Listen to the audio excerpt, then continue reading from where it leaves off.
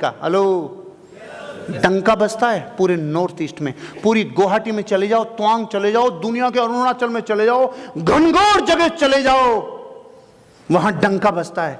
लेकिन पता है वहां कौन सा मारवाड़ी है? जयपुर का नहीं है, वहां का है जिसके पास, बेचारे के पास पानी नहीं था गांव में, और टांका भर के रखता था 1 साल का। उसको दर्द था, इसलिए दर्द की सीमाओं ने वहां ले जाके उसे साम्राज्य खड़ा कर दिया।